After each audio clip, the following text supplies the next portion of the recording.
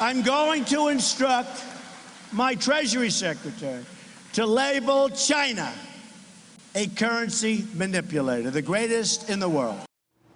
That was last summer in Akron, Ohio. In just the past few days, Donald Trump has made some stark policy U-turns from his positions during the campaign.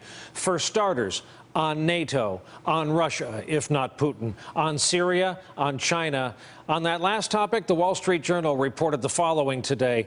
Trump says the dollar is getting too strong and he won't label China a currency manipulator.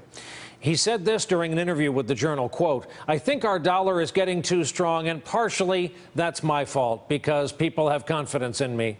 But that's hurting. That will hurt ultimately."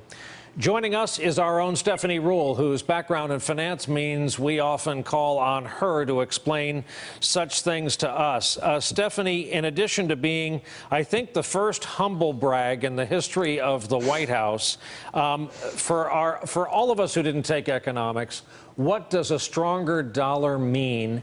And more fundamentally, is Donald Trump right about this? Well, first of all, you have to establish Donald Trump is 100% flip-flopping, but maybe you're okay with that.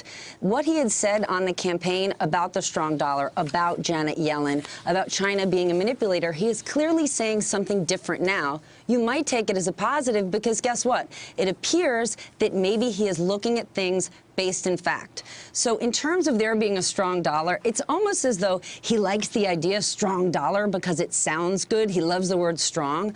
But given how strong our dollar is in the global economy, it currently is too expensive for other countries to want to buy our goods. If the dollar were to get stronger, so if we saw the border adjustment tax, you would see the dollar get stronger, and that would be a negative. We wouldn't want that to happen. So President Trump, making the signal that he is today, is kind of saying border adjustment tax not happening. In terms of him raising, you're seeing Janet Yellen raise interest rates, which it sounds like she's on the path to do. President Trump no longer wants her to do that. He's saying, well, maybe the economy isn't as strong. People are enthused about it. Customer confidence and sentiment is up. But when you look at the actual facts, when you look at the soft GDP number or the actual jobs number, he's now saying, well, maybe I'd like it slow and steady, which is so different from what he said last fall. He said Janet Yellen and the Fed highly politicized. She was only leaving rates as low as they were because she wanted the economy to look good and nice for Obama. But those great Americans, those lifetime savers, they weren't getting anything and they deserved more. Well, now that he's president, remember, the government that is borrowing trillions of dollars, he wants those rates low and he wants things smooth and steady. It also points to the fact that he is maybe, we talk about Steve Bannon maybe being out. Steve Bannon had brought in Peter Navarro. That's who President Trump's economic advisor was during the campaign. Peter Navarro is the guy who said, China, they're the currency manipulator. Well, here's the thing. The Treasury Department does an actual scientific test, and they have all along, to evaluate are these other countries, are these currencies being manipulated, and they're not.